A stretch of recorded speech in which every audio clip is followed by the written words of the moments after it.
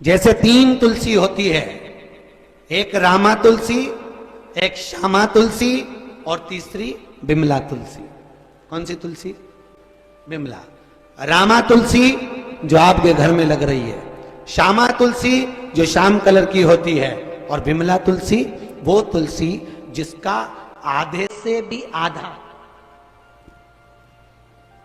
इतना बड़ा भी अगर उसका पत्ता है, उस पत्ते का भी चौथाई हिस्सा, मात्र इतना बड़ा हिस्सा अगर शुगर का मरीज खा लेता है तो उसकी शुगर लेवल में हो जाती है, शुगर लेवल में। और एक हफ्ते में केवल एक बार इतनी बड़ी बिमला तुलसी को खाना पड़ता है, तब जाकर फिर कितनी भी डॉक्टर से चेक करवाओ, शुगर की बीमारी कभी रहेगी ही नहीं। हफ्ते में केवल एक बार इतनी तुलसा, उस बिमला तुलसा को खाना। कौन सी तुलसा? जम के बोलो, बिमला तुलसा। पर उस बिमला तुलसा का प्रमाण हाँ शास्त्र तो करता है, पर जो वेद हैं, डॉक्टर हैं, औषधि वाले हैं, वो इसलिए नहीं करते हैं क्योंकि इस तुलसा का एक नियम है। इस तुलसा की, अगर बिमला तुलसा की एक पत्ती भी, मान लो आप किसी की ईर्ष्या है, किसी से किसी का झगड़ा है, किसी का किसी से झगड़ा है और उसके यहाँ शादी है, और शादी में उसने मिठाई बनवाई, और मिठाई में अगर चाशनी में अगर बिमला तुलसा का एक पत्ता भी डाल दिया तो एक बोरी शक्कर की चाशनी भी पानी हो जाती है। इसलिए उस बिमला तुलसा को शास्त्र में, वेदों के डॉक्टर लोग, औषधि वाले नहीं बताते। ये बिमला तुलसी छुपी हुई होती। कितनी तुलसी? तीन। पहली जम के बोलो रामा, दूसरी श्यामा और तीसरी बिमला तुलसी। पुराण में कोई महत्तम नहीं लिखा गया, विष्णु पुराण में किसी महत्तम का वर्णन नहीं करा कि इसको सुनने से ये फल की प्राप्ति होगी, उसको सुनने से वो फल की प्राप्ति होगी। ये विष्णु पुराण में नहीं लिखा। विष्णु पुराण में केवल एक बात लिखी कि पूरी जिंदगी में तुमने जो गाय को दान दिया, पूरी जिंदगी में तुमने जो अन्न का दान दिया, पूरी जिंदगी में आपने अगर ब्राह्मण को भोजन कराया है, पूरी जिंदगी में अगर आपने अपने पूर्वजों को, अपने पितरों को पिंड दिया है, पूरी जिंदगी में आपने अगर तर्पण किया है, पूरी जिंदगी में आपने वस्त्र दान, अन्नदान, मुद्रा दान जो भी करा है, वो सारा अगर विष्णु महापुराण की कथा अपनी जिंदगी में अगर एक बार श्रवण नहीं करी तो वो दान देवता ग्रहण नहीं कर पाते हैं, उसकी हाजिरी नहीं भरा पाते। जैसे 18 पुराण में भागवत बारंबार सुन लो, राम कथा बारंबार सुन लो, विष्णु आदि शिव महापुराण बारंबार सुन लो, पर जिंदगी में अगर एक बार विष्णु महापुराण नहीं सुनी तो सारी पुराणों का फल उस फल के आगे समाप्ति पर है। कौन से पुराण? जम के बोलो। जैसे सारे व्रतों में चंद्रायण का व्रत प्रबल होता है। कौन सा व्रत? चंद्रायण। एकादशियों में, 26 एकादशियों में अधिक की एकादशी मूल होती है, उसी तरह सारे पुराणों में आधिपत्य स्थापित करता है ये विष्णु महापुराण की कथा, आधिपत्य स्थापित करता।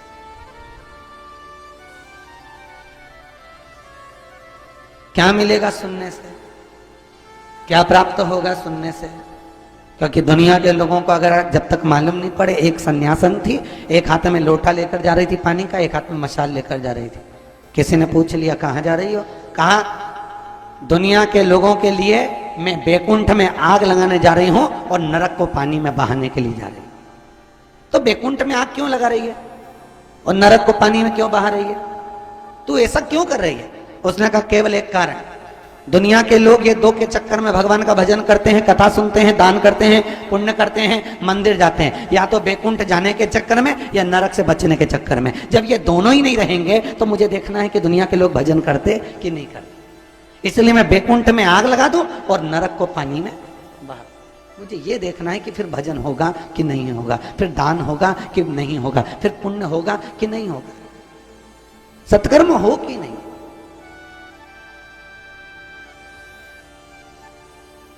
कितना कितना मांगे? तो शास्त्र कह रहे हैं यह मांगने का क्रम नहीं है। विष्णु पुराण में मांगने का सारा क्रम पीछे है।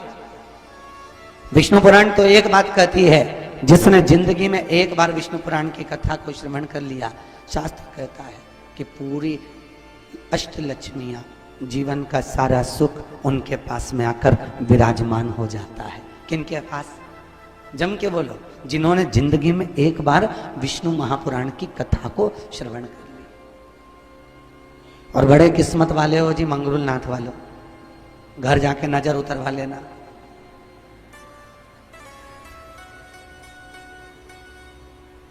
वो चंदाबाई जी को धन्यवाद दूंगा जिन्होंने टीवी पे इस कथा को सुन लिया था मुंबई से, और उनके मन में नारायण और लक्ष्मी की कथा ऐसी बैठी,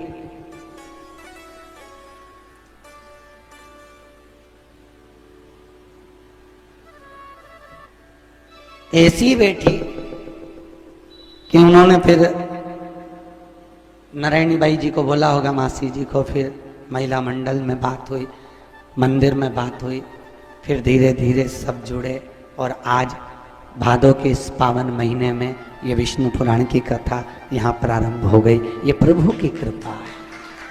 और सबसे बड़ी बात, चंडक जी आपको भी साधुवाद दूंगा, धन्यवाद दूंगा कि माता जी के नाम से, देवकी बाई जी के नाम से जो भवन का निर्माण आपने कराया है मंदिर के, कितने सुंदर कथा से इसका प्रारंभ हो रहा है, सबसे बड़ी प्रसन्नता की बात।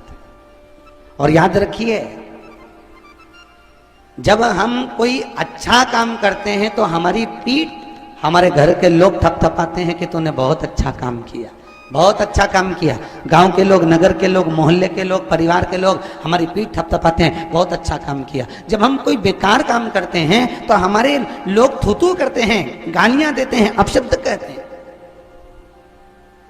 ताने देते हैं, आड़ा टेढ़ा बोलते हैं। जैसा हमारे साथ होता है उसी तरह पितृलोक में जो हमारे पितर विराजमान होते हैं, हमारे दादा परदादा, हमारे पूर्वज जो पितृलोक में बैठे रहते हैं, जब हम कोई अच्छा काम करते हैं तो हमारे पूर्वजों की पीठ स्वयं भगवान विष्णु थपथपाते हैं कि तेरे परिवार ने ये अच्छा काम किया है, तेरे परिवार ने ये कोई सत्कर्म किया।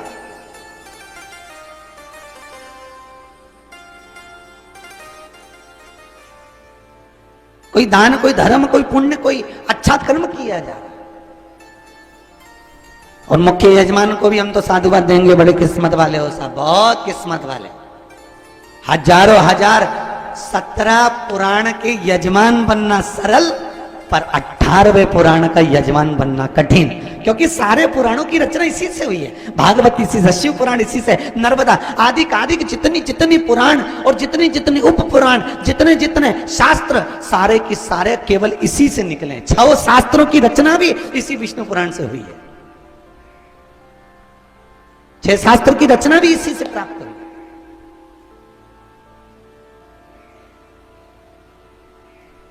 और कुछ तो कृपा है, कुछ करुणा जरूर भगवान ने करी है, और उसी करुणा का फल है जो हम कथा में विराजमान हो गए। श्री मैत्रेयी जी ने, पाराशर बाबा चतुर्मास करने के लिए जा रहे थे, 4 महीने के लिए चतुर्मास करने के लिए पाराशर ऋषि जा रहे हैं, और बड़े भगवत भजन करते हुए, भगवत नाम कीर्तन करते हुए, भगवत नाम का स्मरण करते करते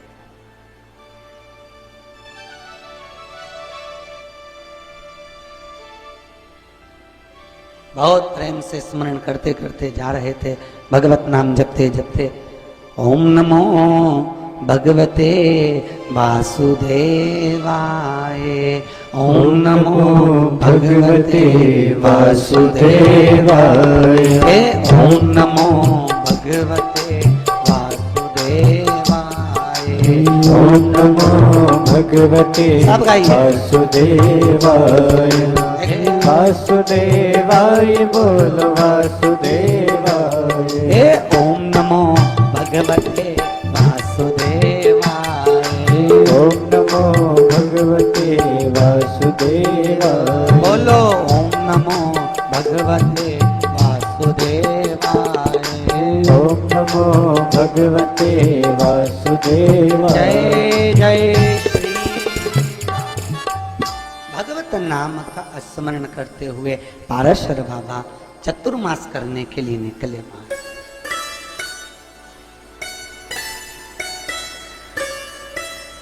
मैत्रेय जी कथा को सुन रहे हैं। पाराशर ऋषि से पूछा, मुझे वेद व्यास जी के जन्म की कथा कहिए।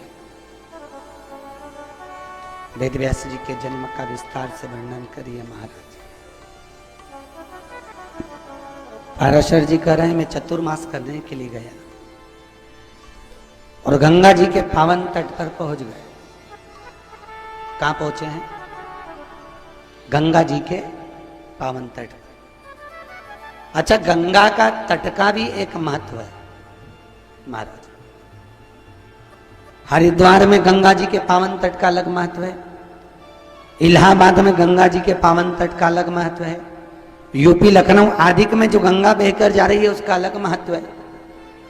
गंगा जल वही है पर महत्वता का विस्तार अलग है। गंगा कौन? अरे बोलो तो जम के। गंगा कौन है? किसकी बेटी? किसकी बहन? किसकी पत्नी? किसकी मां? जल्दी जल्दी बोलते जाओ।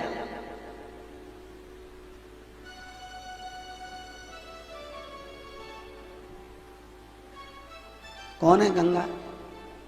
हिमालय राज की बड़ी बेटी।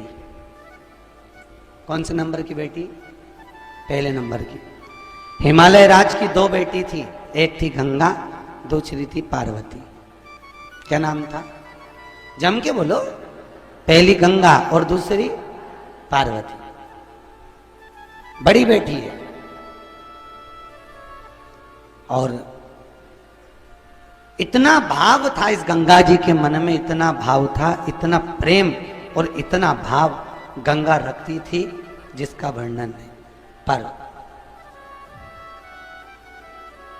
एक दिन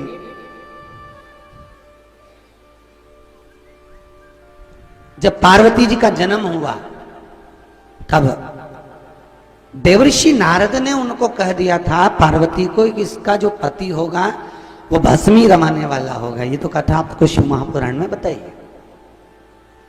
जटाजूट बांधने वाला, भस्मी रमाने वाला, मृग चर्म पहनने वाला, ये इसका पति रहेगा। पर यदि ये पार्वती अगर शिव की आराधना कर ले तो शंकर जैसा अगर पति मिल गया तो दूसरे पति की कोई कामना होना ही नहीं। इतना सुना तो गंगा जी ने अपने कानों से सुन लिया। बड़ी बहन थी, उसने कान लगा के सुन लिया कि शिव जी की आराधना करो तो शंकर की आराधना से ऐसा पति मिल जाता है। शिव की आराधना सुना। अब पार्वती जी तो तप में लगी बाद में, उससे पहले तप में लग गई गंगा जी। और इतना गंगा महारानी ने तप किया, इतना तप किया, इतना तप किया। एक दिन पार्वती को लगा कि ये मेरी बहन होकर शंकर जी को मना रही है, अगर गंगा के पति शंकर हो गए तो फिर मेरे पति तो होंगे ही नहीं। अब करूं क्या? पार्वती ने विचार करा कि कुछ भी करके गंगा से पीछा छुड़ाना है मेरे पति का। तो पार्वती जी ने आज अपनी सहेली को बिठाकर एक बात कही, सुन आज शाम को एक संत निकलेंगे, मैंने सुना है संत के ऊपर पानी फेंक दो तो संत प्रसन्न हो जाते हैं और आशीर्वाद दे देते, जो वर मांगो वो मिल जाता। गंगा जी ने कान लगा के सुन लिया और गंगा जी ने सोचा संत से अगर वर मांगना है तो पानी फेंकना पड़ेगा। बस इतनी देर में जैसे ही संत का आगमन हुआ, गंगा ने हाथ में जल लेकर पानी का लोटा संत के ऊपर फेंक दिया। जैसे ही दुर्वासा जी पे फेंका, संत ने क्रोध में आकर श्राप दे दिया। दुर्वासा ऋषि बोले, ए गंगा मैं तुझे श्राप देता हूं, तूने एक संत का अपमान करा है, तूने पानी फेंका है, तो हिमालय राज की बड़ी बेटी होकर तूने मेरा अपमान करा है। जा, मैं तुझे श्राप देता हूं कि तू खुद जल के रूप में बहेगी। और वो स्त्री का रूप छोड़कर गंगा जल के रूप में बहने लगी। आंख में आंसू भर गए गंगा जी के, महाराज मुझसे गलती हो गई, मैंने अपनी बहन के कहने पर कर दिया, मैंने कान लगाकर सुना था, उसने कहा था संत पर जल फेंको तो संत प्रसन्न होते हैं, भर देंगे। पार्वती तो तुझसे पीछा छुड़ाना चाहती थी इसलिए उसने ऐसा करा। और गंगा कैसे रूप में आ गई? पानी के रूप में, जल के रूप में। इतने में गंगा जी तुरंत पार्वती को श्राप देने वाली थी, तो इतने में भगवान शंकर आके खड़े हो गए। भोलेनाथ ने कहा, गंगा इस पार्वती को श्राप मत देना, क्योंकि ये मेरी अर्धांगिनी बनने जा रही है। गंगा इसको श्राप मत दे, एक काम कर गंगा, मैं तुझे वर देता हूं, मैं तुझे वर प्रदान करता हूं कि दुनिया के लोग भले गंगा नहाए चाहे ना नहाए, पर तेरे नाम के आगे मेरा नाम जोड़ा जाएगा। और जब दुनिया के लोग भले गंगा नी भी नहाए, घर में भी अगर पानी के डब्बे से पानी डालकर नहाएंगे और यदि हर हर गंगे कह देंगे, तो उन्हें गंगा जी के सारे घाटों के स्नान का फल मिल जाए। अब बोलो कितना, अब इसका भला हुआ कि पार्वती का भला हुआ? अरे बोलो तो सही, गंगा जी का भला हो गया ना। पर कितनी विचित्र बात है, राजा शांतनु की धर्मपत्नी है कौन? गंगा। भीष्म पितामह की मां है गंगा, और पार्वती की बहन है गंगा। उसके बाद भी भगवान शंकर के अगर बच्चों का पालन किसी ने करा तो वो गंगा जी ने करा। किसने करा? गंगा जी। हाँ, बस एक गलती है कि गंगा मैया भगवान शिव की आराध्यात्री है। शंकर उसका स्मरण करते हैं अपनी जटा में रख कर। ये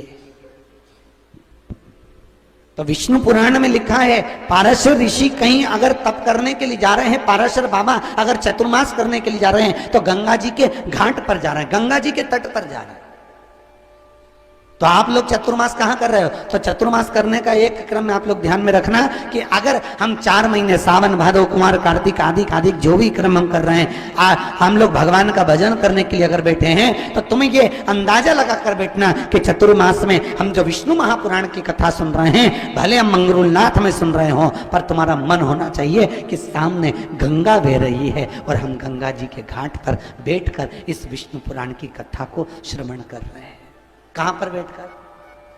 जम के बोलो, तो एक बार जम के बोल लो, हर हर। आवाज नहीं आई, जम के बोलो, हर हर हर हर गंगे। लग गई डुबकी? अरे बोलो तो, भले शिव खुद कह रहे हैं ना गंगा जी से, भले कोई घाट पर आए ना आए, कोई गंगा नहाए ना नहाए। एक बार गंगा जी से पूछा गया, गंगा तो किसको ताड़ती है? गंगा कहती है, जो एक बार मेरे जल में जीते जी नहाकर चले गया, उसकी अस्थि भी मुझे भेजने की जरूरत नहीं पड़ती। किसकी? किसकी अस्थि? जो जीते जी मुझ में नहाकर चले गया, डुबकी लगाकर चले गए। तो गंगा, फिर जो गंगा नहाकर नहीं गया, अस्थि उसकी भेजे क्या? गंगा कहती है, अगर जिसने जीते जी कभी गंगा नहीं नहाई और उसकी अस्थियों को लाकर मेरे जल में अगर डाल भी दिया, तो गंगा कहती है, ऐसे पापी, ऐसे खोड़ले को मैं तारती नहीं हूं। मेरी एक जल की धारा नल्ले में जाती है, उसी नल्ले में उसको फेंक देती, उसको तारने का काम। गंगा कहती है, जो जीते जी कभी गंगा नहीं नहाया, जो कभी जीते जी गंगा जी के घाट नहीं आया, ऐसे पापी को तारूं तो तारूं कैसे? तारूं कैसे? तो जीते जी गंगा का स्मरण, मरने के बाद नहीं। और लिखकर भी मत जाना कि मेरे मरने के बाद गंगा जी में अस्थियों को लेकर जाना, फालतू की बात है। तो घर के लोग भी कह देंगे कभी जीते जी तो गंगा नहाने गई नहीं, और मरने के बाद लिख के चली गई कि गंगा देखे आना। और गंगा भी के जैसी अस्थियां पहुंचेगी तो गंगा महारानी भी हाथ जोड़ के कहेगी, पापन को क्यों लाई, फेंके उधर मंगरूलनाथ में कहीं पटक देती कोना में, आए तो लेके गंगा। भगवत तत्व की शरणागति का पक्ष है महाराज। पाराशर ऋषि गंगा जी के घाट पर बैठकर भगवत नाम का भजन कर रहे हैं। पाराशर ऋषि भगवत कीर्तन कर रहे हैं। चतुर्मास, चतुर्मास का मतलब सब जानते हो, 4 महीना क्या करना, बोलो तो सही, 4 महीना क्या करना, व्रत करके खूब चरना है। 4 महीने क्या करना, अगर शरीर को सुखी रखना है 4 महीने व्रत करो। कितने महीने, 4 महीने। स्वल्पाहार, साधारण सा थोड़ा सा हल्का फुल्का भोजन कर लो और दिन भर बैठकर भगवान का, अरे बोलो जम के, भजन करो, खूब कथा सुनो, खूब स्मरण करो। पर दुनिया के लोग 4 महीने तो जान दो गुरुजी, सही तरीके से 4 दिन भी विष्णु पुराण सुन ले तो बहुत बड़ी बात है, क्योंकि विष्णु पुराण भी सुनने बैठेंगे तो उतनी देर में भी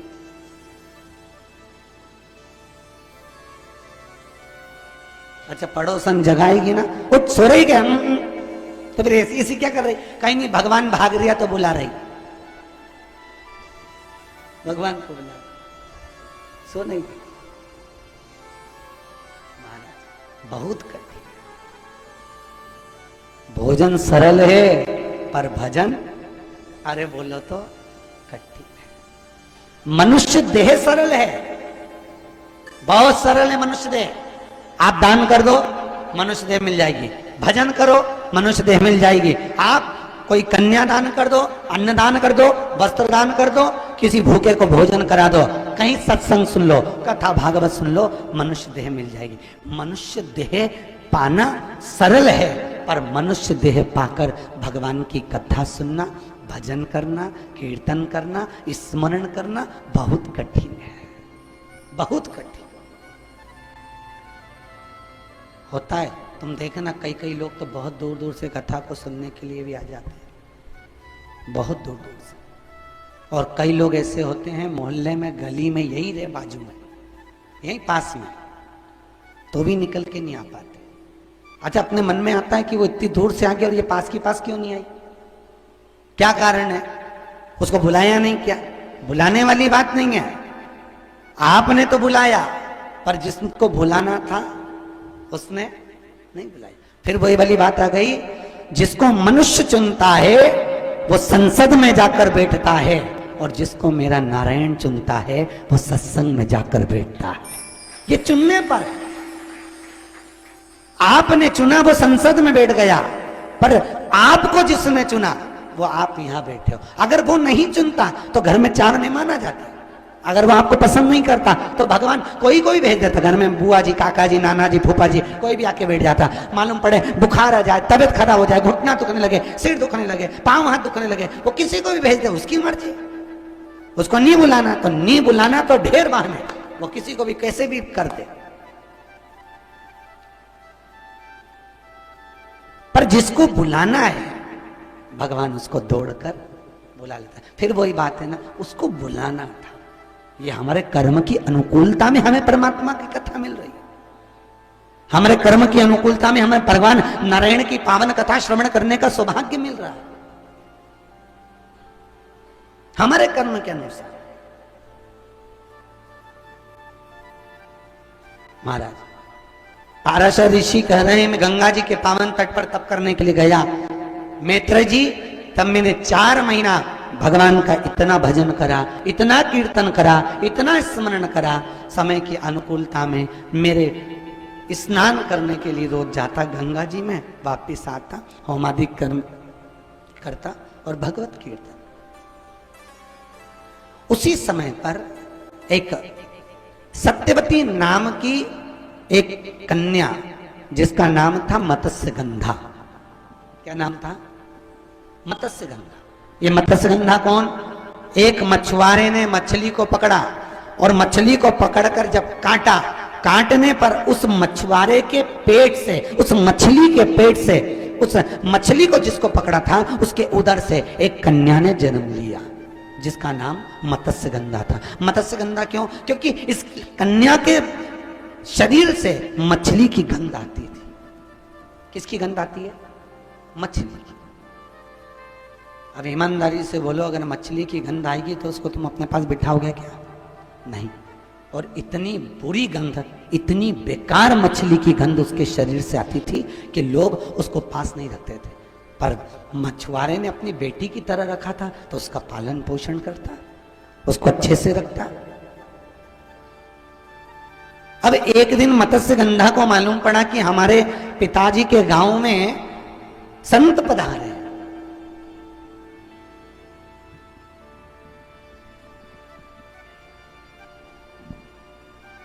और संत का मतलब आप जानते हो अच्छी तरह से।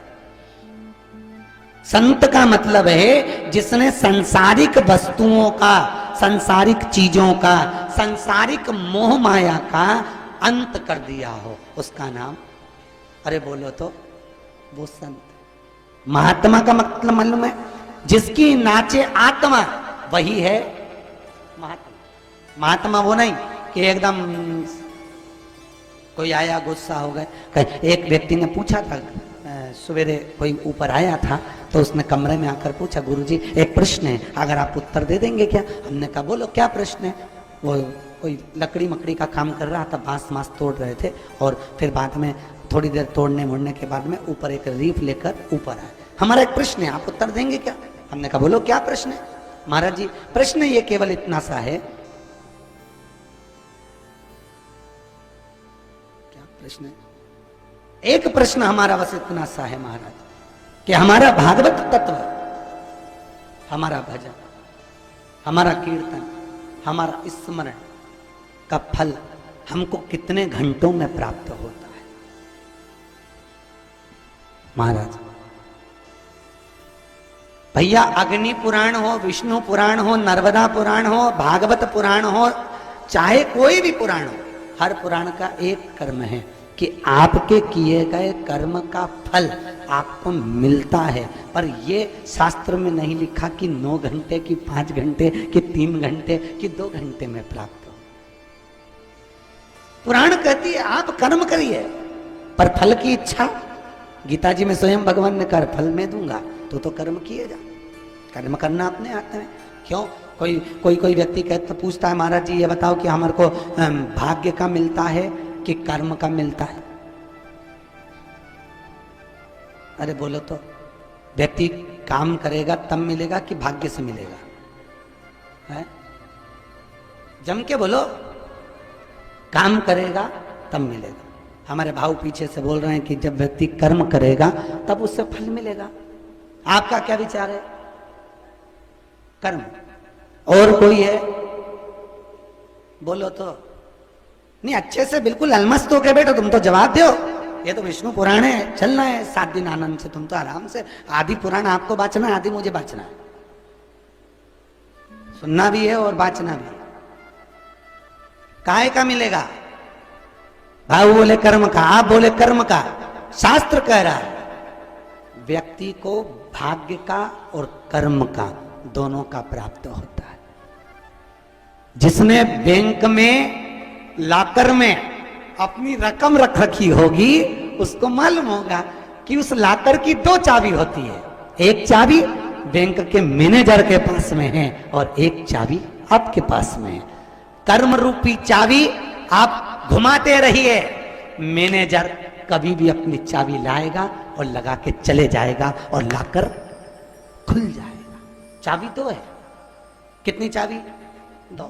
एक कर्म की, एक भाग्य की। कर्म की चाबी आपके पास में और भाग्य की चाबी मेरे नारायण के पास में है। ना जाने कब वो भाग्य की और कर्म की चाबी कितनी भी लगाते रहो, जब तक भाग्य की चाबी नहीं लगेगी तब तक अलमारी खुलेगी क्या? नहीं। और अगर भगवान विष्णु भी आकर भाग्य की चाबी लगाकर चले जाएं और आपकी कर्म की चाबी नहीं लगेगी तो वो ही नहीं खुलेगी। तो दोनों चाबी का होना जरूरी है, एक कर्म की, एक भाग्य की। बस कर्म की चाबी लगाकर प्रयास करते रहना, कर्म करते रहना, करते रहना। कभी तो मेरा नारायण भाग्य की चाबी के गुच्छे में से चाबी लेकर आएगा और तेरा भाग्य खोल कर चले जाएगा। तब जाकर कहीं तेरा जीवन आनंदित हो जाएगा। ये भाग्य की चाबी।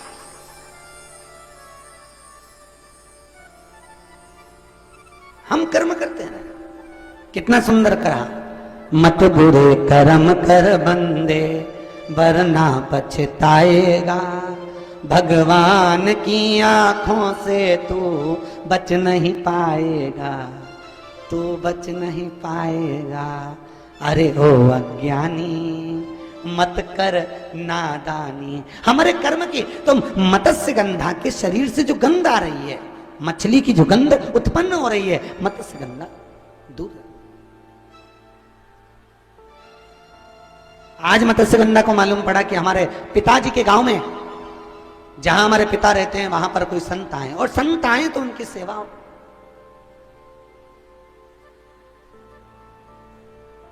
वस्तुओं के भोग में संत की सेवा करना। अब करूं क्या? पिताजी ने कहा है मत्स्य, अगर तू, हे मत्स्य गंधा, अगर तू पाराशर ऋषि के सामने आ गई तो पाराशर ऋषि चतुर्मास को छोड़कर चले जाएंगे। इसलिए मत्स्य गंधा तू एक काम कर, ये मत करना कि तुम यहां आ जाए। आज बाप अपनी बेटी से कह रहे तू चली जा, और इस नगर से बाहर। इतने में पाराशर ऋषि वहीं से निकल के जा रहे थे, और पाराशर ऋषि को मछली की गंध आ गई। पाराशर ऋषि ने नाक पर कोई वस्त्र को लगाया, वस्त्र लगाकर कहा, ऐसा लगता है अब यहाँ मछलियों की संख्या बढ़ गई है, इसलिए मैं यहाँ रहना नहीं चाहता। संत ने जैसे ही कहा कि महाराज आप तो चतुर्मास करने के लिए आए थे, आप तो 4 महीने कथा करने के लिए आए थे, आप 4 महीने सत्संग करने के लिए आए थे, आप 4 महीने भगवत तत्व को धारण करने के लिए आए थे, और आप छोड़कर जा रहे। हाँ, अब मुझे जाना होगा क्योंकि ये मछली की गंध आ रही, मैं भजन नहीं कर सकता, मुझे जाने दो। संत जैसे ही जाने की बात कहे, मत्स्य गंधा के पिता उस मछुआरे ने जाकर तुरंत कह दिया, मत्स्य गंधा तेरे हाथ जोड़ता हूं, तो यहां से दूर चली जा। मत्स्य गंधा दूर चली गई। जाने के बाद आज मत्स्य गंधा के मन में एक भाव जागृत हुआ, पिताजी मैं चली तो जाऊंगी, पर संत गांव में आए और उनकी सेवा नहीं हो सके तो मेरा जीवन तो नरक। मनुष्य के आधे पाप जलकर भस्म हो जाते हैं संत सेवा से। कितने? आधे पाप जलकर भस्म हो जाते हैं संत से। मैं संत सेवा नहीं करूं तो मेरा तो जीवन नरक है पिताजी। और मत्स्य गंधा के साथ वही हो रहा है। आधे पाप मछली के गंध आने वाली उस मत्स्य गंधा के शरीर से जाने वाले हैं। देखो, मत्स्य गंधा ने कहा आप एक काम करिए पिताजी, आप रोज वस्त्र धोने जाते हो संत के, वो वस्त्र मुझे भेजना, मैं धोऊंगी। आज पिताजी ने वो वस्त्र मत्स्य गंधा को भेज दिए। मत्स्य गंधा को एक वर प्राप्त था कि मत्स्य गंधा तू किसी से भी संतान को प्राप्त कर सकती थी। मत्स्य गंधा ने आज क्या करा कि वो जो वस्त्र धोए थे, वो वस्त्र धोए हुए वस्त्र को मत्स्य गंधा ने निचोड़ कर पुत्र की कामना से, संतान की कामना से उस वस्त्र को निचोड़ कर उस वस्त्र के जल को पी लिया।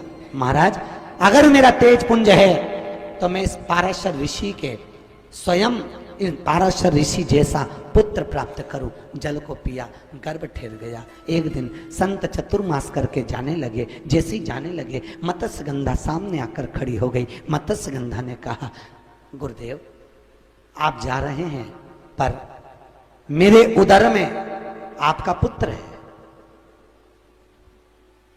पाराशर ऋषि बोले, मेरा पुत्र और आपके उदर में? मैं तो चतुर्मास कर रहा था और मैंने तो आपको देखा तक नहीं, फिर आपके उदर में मेरा पुत्र कहां से होगा? मत्स्य गंधा कहती है, महाराज आपके वस्त्र के जल से मैंने गर्भ को ठहराया, मेरे गर्भ में बालक है, पर मैं ये नहीं चाहती कि मेरे गर्भ का बालक जन्म ले और उसके शरीर में भी मछली की गंध आए। आप कृपा कर दो।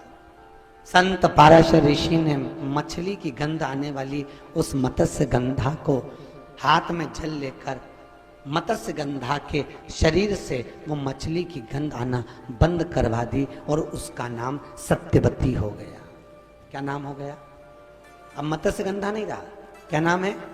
सत्यवती। और सत्यवती को कहा, सत्यवती तुम्हारा नाम आज से सत्यवती रहेगा, पर तुमने मेरे वस्त्र से संतान को उत्पन्न करा है। जैसे वस्त्र का विस्तार होता है उसी तरह तुम्हारे शरीर से जो बालक जन्म लेगा वो वेदों का विस्तार करेगा और उसी का नाम वेद व्यास होगा। व्यास का मतलब होता है व्यास करना, विस्तार करना, बड़ा करना। इतने में तुरंत सत्यवती ने कहा वो गर्भ में जन्म लेने वाला बालक को कोई वेद का ज्ञान दे तो वेदों का विस्तार करेगा। अब जब वेद ही नहीं पढ़े उसने, मेरे गर्भ में रहने के बाद उसको कोई वेद का ज्ञान तो है नहीं। इतने में संत पाराशर ऋषि ने कहा, सुनो मत्स्यगंधा, ए सत्यवती, तुमने जिस वस्त्र का जल पिया है 4 महीने मैंने उसी वस्त्र को धारण करके भगवान का भजन किया था। मैंने वेद, मैंने शास्त्र सब उसी के बल पर ग्रहण किए थे, इसलिए यह बालक वेद व्यास के नाम से प्रसिद्ध होगा। सारे शास्त्र, सारे पुराणों की रचना वही करेगा। समय आया और सत्यवती के गर्भ से पाराशर ऋषि तो चले गए, एक बेटे ने जन्म लिया जिसका नाम था कृष्ण। क्या नाम था? जम के बोलिए, क्या नाम था? कृष्ण। जम के बोलो, कृष्ण। अब कृष्ण नाम क्यों रखा? तो उसका नाम कृष्ण इसलिए रखा क्योंकि सत्यवती के गर्भ से जन्मा था, पर शरीर की जो आकृति थी वो कृष्णामय थी। कृष्णामय मतलब काली, शरीर उसका सांवला था। एक बार सत्यवती ने उसको बिठाकर ज्ञान अर्जन करा रही थी। 4 साल के श्री वेद व्यास जी हो गए थे, जिनका नाम पूर्व में कृष्ण था। जब वेदों का विस्तार करा तो वेद व्यास हो गया। वो वेद व्यास जी 4 साल के हो गए और भ्रमण करते करते अपनी माँ के पास जाकर पूछे माता सत्यवती से, माँ मेरे पिता कौन है, मेरे पिता कौन है? सत्यवती ने कहा, तुम्हारे पिता पाराशर ऋषि हैं। पाराशर? हाँ। और उतनी देर में पाराशर ऋषि का आगमन हो गया। पाराशर ऋषि के चरणों में वेद व्यास जी ने प्रणाम कर कर कहा, प्रभु मेरे मन के संशय को मिटाइए और मैं वेदों का विस्तार करना चाहता हूं, मुझे कुछ सुनाइए। पाराशर ऋषि ने कहा, केवल एक पुराण की रचना मैं तुझे सुनाता हूं, उस पुराण से तू 17 पुराण की रचना करेगा। कितने पुराण की? 17। तो वेद व्यास जी ने कितने पुराण रचे? जम के बोलो, 17। और एक पुराण किसने रचा? वेद व्यास जी के पिता श्री पाराशर। ऐसे मिला के कितने हो गए? 18।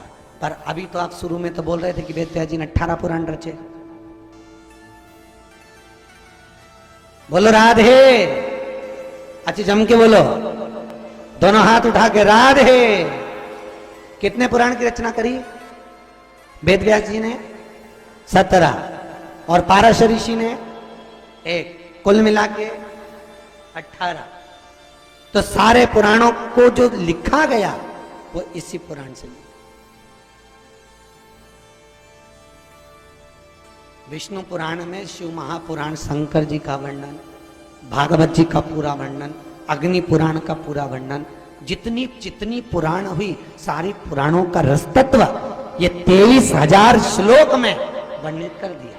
विष्णु पुराण कितने हजार श्लोक की है? 23,000। भागवत कितने? 18,000 श्लोक। गरुड़ पुराण कितने? 19,000 श्लोक की। 23,000 श्लोक की ये विष्णु पुराण है। इस पुराण से सारी पुराणों की रचना प्राप्त, सारी पुराण। तो मैत्रेय जी ने पाराशर ऋषि से वेदव्यास जी के जन्म की कथा सुनी और वर्णन किया कि एक बार पावन यमुना जी के तट पर जब मुझे कृष्ण मिला, जब मुझे वेद व्यास मिले तो उनको मैंने इस पावन पुराण को श्रवण कराया। किसके दरबार पर? किसके घाट पर? यमुना जी के घाट पर। यमुना कौन? तो का भक्ति। यमुना कौन है? 3 भक्ति हैं, एक यमुना, एक सीता और एक गोदा। जम जम के बोलो, क्या नाम है? पहली यमुना, दूसरी सीता और तीसरी गौदा। 3 भक्ति। अच्छा, गंगा को भक्ति क्यों नहीं कहा? क्योंकि गंगा को मुक्ति का साधन कहा, इसलिए भक्ति का साधन नहीं बताया। भारत की भूमि की सबसे पहली नदी कौन सी है? अरे जल्दी बोलो, कौन सी नदी है? गंगा। काय में लिखा? मैं तो पूछ रहा हूं, आप बोले कि भारत की भूमि की सबसे पहली नदी गंगा है, तो लिखा कहां है? वामन अवतार के समय पर 3 नदियां प्रकट हुई थी। कितनी नदी? 3। सबसे पहली नदी कौन सी है? तो कहा वामन भगवान ने जब चरण को उठाया, पताल में भगवान का चरण गया तो उनके पांव के नख के अंगूठे से पताल की भूमि खरोच गई, जिससे एक जल की धार निकली जो कालिंदगिरी पर्वत पर गई, और उस कालिंदगिरी पर्वत से जल की धारा नीचे आई, उसी का नाम यमुना हुआ। पहली नदी, बोलते जाओ जम के, यमुना। अब भगवान ने चरण को उठाया, दूसरा चरण जब आकाश में गया तो ब्रह्मा जी ने अपने कमंडल के जल से भगवान के चरण को पखारा, वो जल नीचे जाता। इतने देर में ब्रह्मा जी की धर्मपत्नी ब्रह्माणी ने अपने कमंडल में वो भगवान के चरण का जल झेल लिया। तो ब्रह्माणी के कमंडल का नाम अग्नि पुराण में लिखा है गंगाल। तो उसमें भगवान के चरण का जल गया तो वो बन गया गंगा जल। दूसरी नदी कौन सी? भागीरथ जी ने तप करा, गंगा जी नीचे आई। दूसरी नदी। पहली कौन सी है? अरे बोलो तो। यमुना। अच्छे से बोलो, जैसे स्कूल में बोलते हैं ना, 2 एकम 2, 2 दूनी 4। एक बच्चे को खड़ा करके बाकी की सबसे बुलवाते हैं। क्यों? क्योंकि याद हो जाए आपको, और आप यहां से घर जाएं तो अपने परिवार को जाकर सुनाएं कि कथा में आज महाराज जी ने ये वर्णन किया था। तो पहली नदी यमुना। पीछे वाले बोलो, झमके। यमुना। दूसरी गंगा। अब तीसरी नदी प्रकट हो रही है। भगवान शिव ने तप करा, और तप करने से शंकर जी के शरीर से पसीना बह निकला। उस पसीने ने स्त्री का रूप ले लिया, जिसका नाम था सरिता। सरिता को भगवान ने, उस सरिता को ब्रह्मा जी के कमंडल में रख दिया। अग्नि पुराण में, पद्म पुराण में ब्रह्मा जी के कमंडल का नाम नारबद्य है। क्या नाम है? नारबद्य। उस समय वो सरिता जाकर बैठ गई।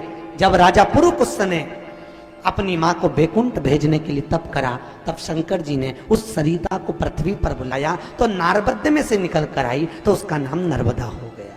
क्या नाम पड़ा? नर्मदा। तो पहली नदी, दूसरी, तीसरी नर्मदा। यमुना जी का पान, गंगा का स्नान और नर्मदा जी का केवल दर्शन जीव को मोक्ष दे देता है। जीव को मोक्ष प्रदान।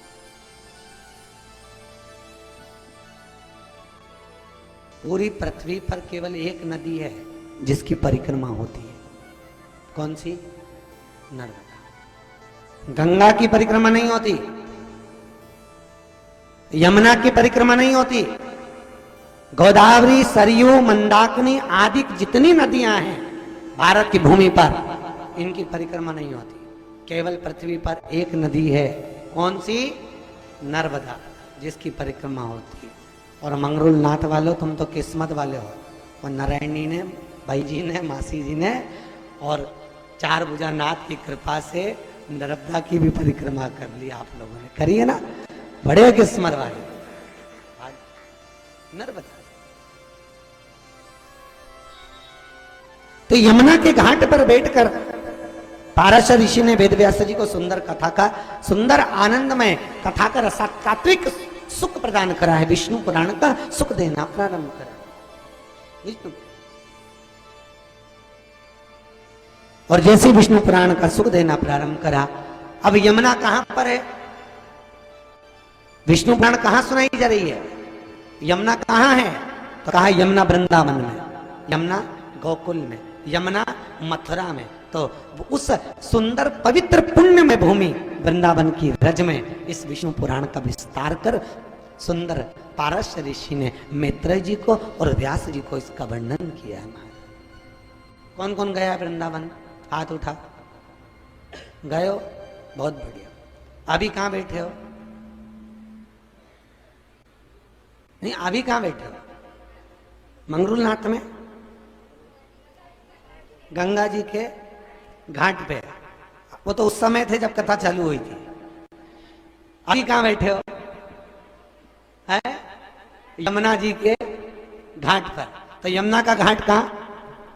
वृंदावन। तभी कहां बैठे हो?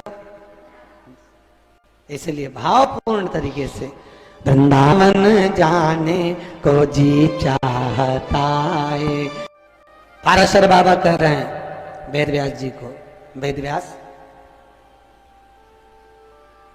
और पाराशर ऋषि कह रहे हैं मैत्रेय जी को भी, सुनो, भगवान नारायण की उत्पत्ति को श्रवण कराया। नारायण कहां से प्रकट हुए हैं? कहां से उनका प्रागट्य हुआ है? तो विष्णु पुराण की कथा कहती है जल में अयन करने वाला, अयन मतलब जल में रहने वाला, और रहने वाला जल में अयन करने वाला वो मेरा परमात्मा एक पानी के बुलबुले से एक बिंदु से प्रकट होता है। और जल में अयन, नार बोलते हैं पानी को, क्या बोलते हैं? नार।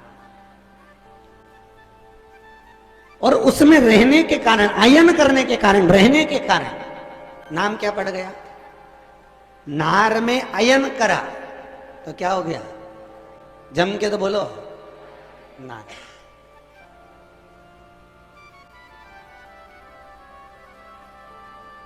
जो नार में, पानी में, जल में जो अयन कर रहा है, रह रहा है, उसका नाम नारायण। क्या नाम हुआ है? नारायण। अब भगवान नारायण प्रकट हो गए और चार भुजा, मस्तक पर सुंदर मुकुट लगा हुआ है, गले में वैजंती माला पड़ी हुई है। कौन सी माला है? कौन कौन ने देखी है वैजंती माला? देखिए, आप लोगों ने देखी वैजंती माला? अरे बोलो तो, पहनाते हो घर में ठाकुर जी को माला वैजंती? कहां से आई ये वैजंती माला? अरे बोलो तो।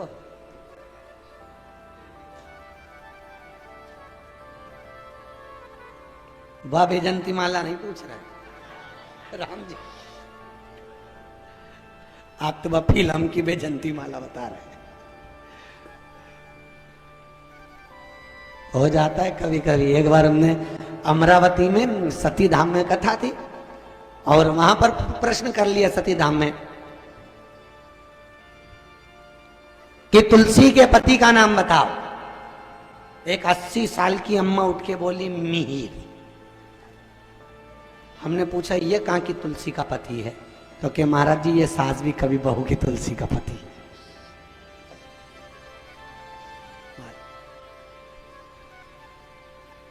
भैया वैजंती माला ठाकुर जी को पहनाई जाती है।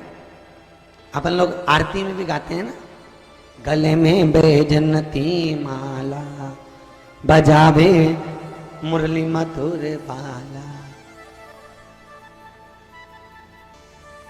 वैजंती माला कहां से प्रकट हुई?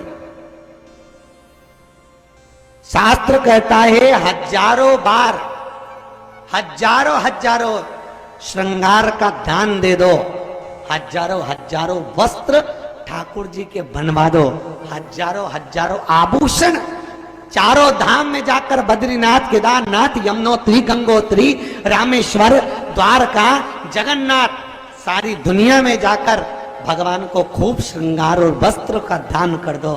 पर अगर जिंदगी में एक बार वैजंती माला का दान नहीं दिया तो सारा दान निष्फल है। अधिक मास में 33 मालपुए का दान करते हो? करते हो? अरे बोलो तो, कितने मालपुए? 33। 26वें नंबर के मालपुए पर वैजंती माला का दान लिखा है। कौन से नंबर के मालपुए पर? अरे बोलो जम के। 26वें नंबर के मालपुए पर अधिक मास में विष्णु पुराण में लिखा है 26वें नंबर के मालपुए पर अगर वैजंती माला को रखकर दान दे दिया जाए तो जिंदगी में कभी कमर घुटने का दर्द होता ही नहीं है, कभी जिंदगी भर नहीं हो सकता। वैजयंती का दान इतना प्रबल है।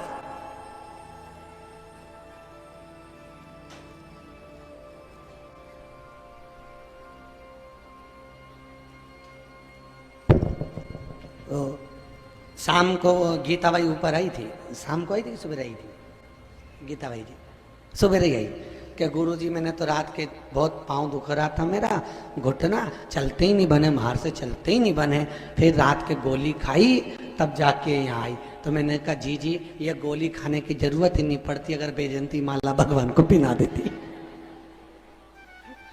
एक माला अपन ठाकुर जी को दे दो, फिर ठाकुर, अब तुम खुद ही देखो, लड़की एक ही माला पिनाएगी नहीं पिना किसको?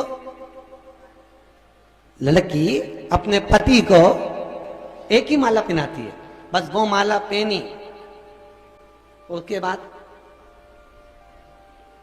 तुम सब जानते हो, कहने की तो जरूरत ही नहीं है, बोलो सब कहा बोलो, एक ही माला भारी, बस एक वैजयंती माला। 26 अधिक मास में 33 मालपुए में से 26वें मालपुए पर अगर वैजयंती माला का दान कर दिया जाए तो वो माला की प्रबलता से घुटने और कमर का दर्द शांत हो जाता है, समाप्त।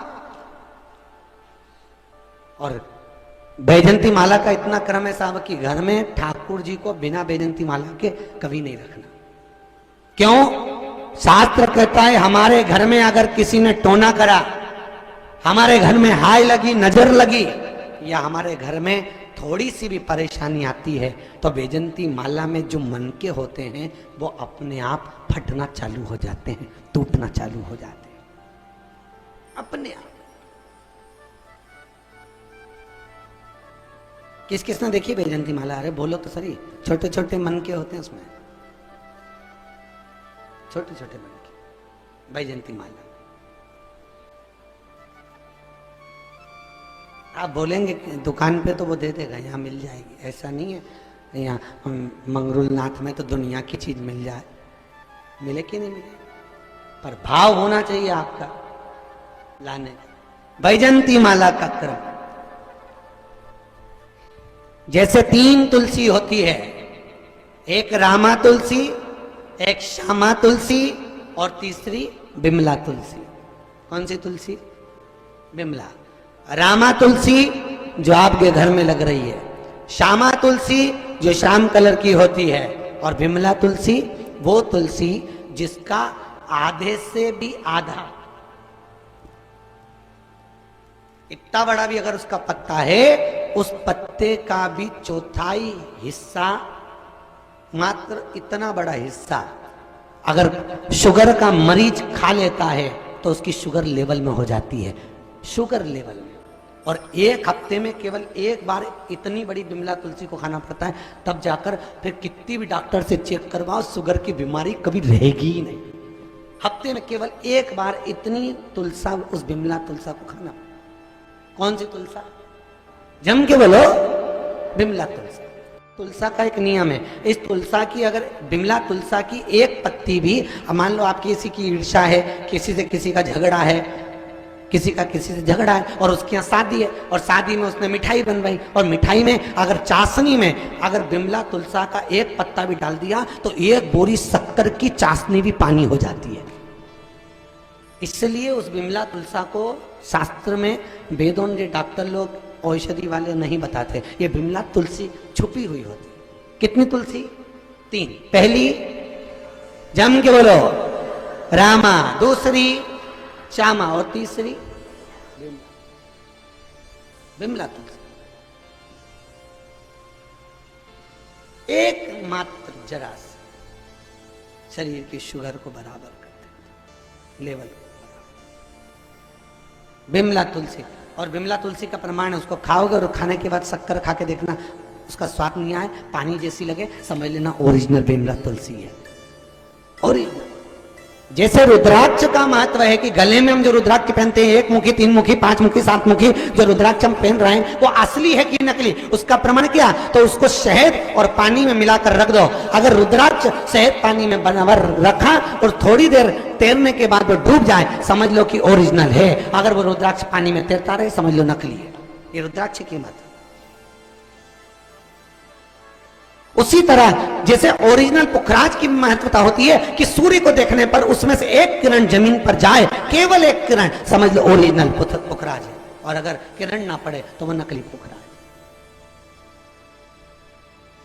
बिमला तुलसा का, बिमला तुलसा की महत्वता।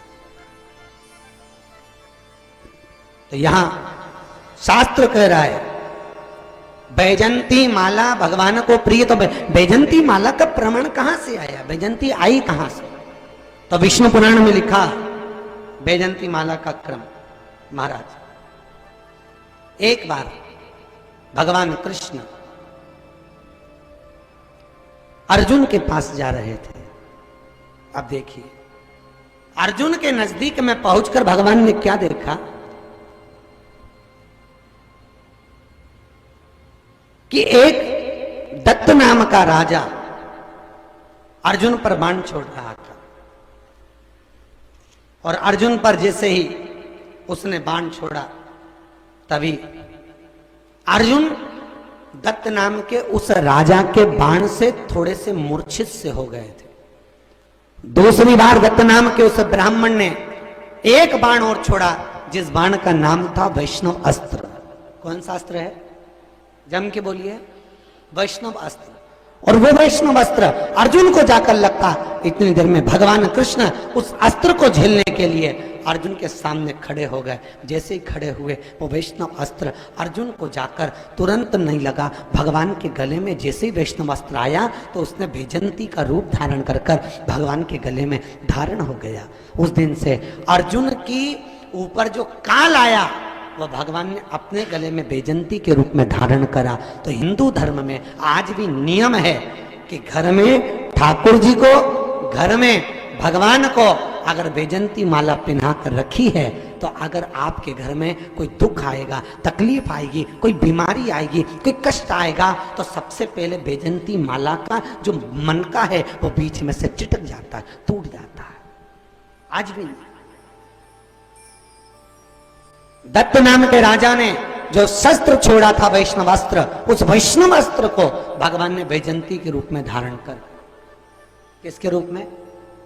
जम के बोलिए, बैजंती, बैजंती के रूप में धारण। इसलिए हमारे यहाँ भगत लोग, जीव लोग कहते हैं गले में बैजंती माला, बजावे मुरली मधुर बाला। बैजंती का क्रम ही कुछ नहीं। 3 दान है बैजंती के। कितने दान? अधिक मास में 26वें मालपुए पर दान। बैजंती का दूसरा दान हमारे यहाँ कहा गया, बैकुंठ चतुर्दशी के दिन बैजंती का दान कर देने से लक्ष्मी की घर में कभी कमी नहीं होती। काय का दान? जम के बोलो, बैजंती का। कौन से दिन? बैकुंठ चतुर्दशी के दिन। तीसरा दान बैजंती का बसंत पंचमी के दिन अगर बैजंती का दान कर दिया जाए तो उस घर में कभी क्लेश नहीं होता। सास बहू, देवरानी जेठानी में अपार प्रेम रहता है। कौन से दिन? जम के बोलिए, बसंत पंचमी। 3 बैजंती के दान। पहला दान अधिक मास में कौन से मालपुआ? 26वां मालपुआ बैजंती का दान। दूसरा बैकुंठ चतुर्दशी के दान, किसके लिए है? लक्ष्मी के लिए। तीसरा बसंत पंचमी के दिन दान कर दिया जाए तो उस घर में कभी क्लेश नहीं होता। सास बहू, देवरानी जेठानी में अपार प्रेम रहता है। कौन से दिन? जम के बोलिए, बसंत पंचमी। 3 बैजंती के दान। पहला दान अधिक मास में कौन से मालपुआ? 26वां मालपुआ बैजंती का दान। दूसरा बैकुंठ चतुर्दशी के दान, किसके लिए है? लक्ष्मी के लिए। तीसरा बसंत पंचमी के दिन वैजंती का दान, काय के लिए? घर परिवार में प्रेम को बढ़ाने के लिए। और याद रखो, आज के समय में किसी के घर में धन पूरी झटकारती और घर पहुंची। घर के लोगों ने पूछा कहां गई थी? कथा में। क्या लाई? प्रसाद। लाना क्या था? कथा। लाई क्या? प्रसाद। पति ने पूछा कथा में गई थी वो, तो क्या वो तुम ही? केवल प्रसाद।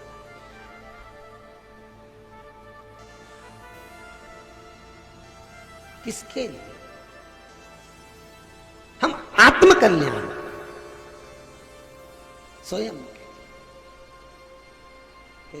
वो कहे ना राम नाम लीनो ओ तूने भरी जवानी में, तू डूब के मर जा रे चुल्लू भर। काहे पैदा? पूरा जीवन गवाया, पूरा जीवन। फिर क्या सास कहती है, बहुएं कहती है, आज की बहुएं कहती है महाराज जी अभी कोई कथा सुनने की उम्र है? हमारे बच्चों की कोई कथा सुनने की उम्र है? अरे भैया शास्त्र कहता है मीराबाई 4 साल की थी, कर्माबाई 3 साल की थी, नामदेव 5 वर्ष के थे, तुकाराम 3 साल के थे, मुक्ताबाई 4 साल की थी। महाराज ये सब अवस्था के छोटे छोटे थे। बांस जब गीला रहे उस बांबू को मोड़ सकते हो, गीला है तो।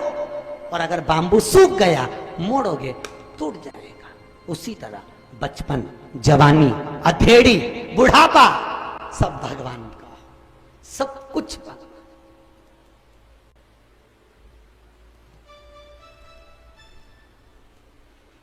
ना राम नाम लीनो ओ तूने भरी जवानी में, तो डूब के मर जा रे। आप तो बोलो चुल्लू भर। पूरा जीवन गंवा दिया। 3 बार भोजन भजन, 1 बार, और उसमें भी उलझन आती है बार बार। खाने बैठे तब कोई नहीं आता, थोड़ी देर भजन करने बैठ जाओ, भगवान का श्रृंगार करने बैठ जाओ।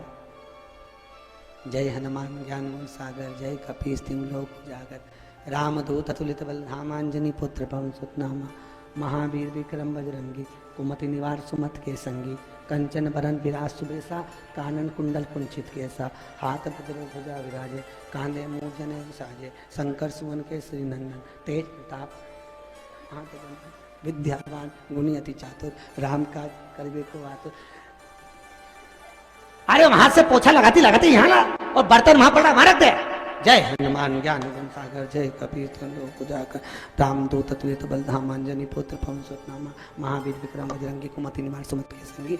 आधा किलो गिलकी ले ले, आधा किलो भिंडी ले ले, 1 किलो दूध ले ले। जय हनुमान ज्ञान गुण सागर, जय कपीस तिहु। हनुमान जी बोल रहे कब पूरा करेगी, मेरे को दूसरे के घर जाना है। तेरे चक्कर में 2 घंटे से यहीं खड़ा हूं, तू जहां से चालू करती मैं खत्म करके वापिस ले आती। भगवान भी कह रहे पूर्ण कर दे, तू नहीं जपे तो मैं जप लूं। शास्त्र कहता है जब तक 40 होती है तब तक देवता 1 पांव पर वहां खड़े रहते हैं। अब तुम 1 घंटे से तो लगी जय हनुमान ज्ञान गुण सागर, दूध भी ले लिया, सब्जी भी ले ली, भाजी भी ले ली, पोछा भी लगा लिया और पाठ। और कोई ने पूछा कितने घंटे पूजन करती हो, कितनी देर पूजन करती हो? महाराज मेरे को तो पूरा 2 घंटा लगता है पूजन करने में। 2 घंटा? हाँ, परंतु विष्णु पुराण में तो लिखा है, तुलसीदास जी ने रामचरितमानस में लिखा, आधी आती थी ऐसी पल्लू मल्लू धर के और नीचे रखती, निगाह उठा के देखती और चली जाती, और वो विवाह पक्का होता, 7 जन्म तक निपटा था। सही है कि गलत?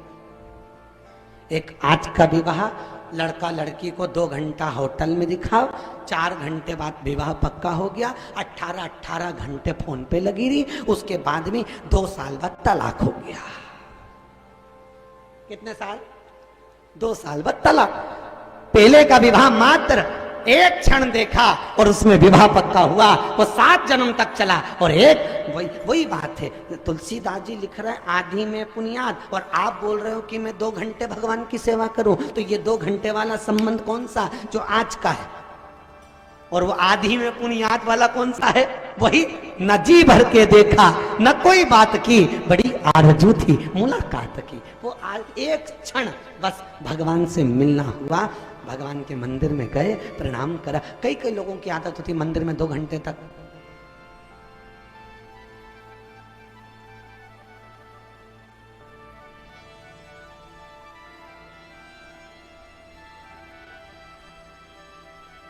होता है। एक अम्मा आके पंडित जी से बोली, ओ महाराज कल से मैं कथा में, कल से मैं मंदिर नहीं आऊंगी। अरे तो तुम रोज तो मंदिर आती हो, कल से क्यों नहीं आओगी? बस नहीं आना। अरे तो क्यों नहीं आओगी? यहाँ लोग आके बस फालतू के गप्पे मारते, कोई यहाँ बैठ के बहू की बुराई करती है, कोई सास की बुराई करती है। कितनी गंदगी गंदगी कर दी, चारों तरफ कचरा ही कचरा। कल से मैं मंदिर नहीं आऊंगी।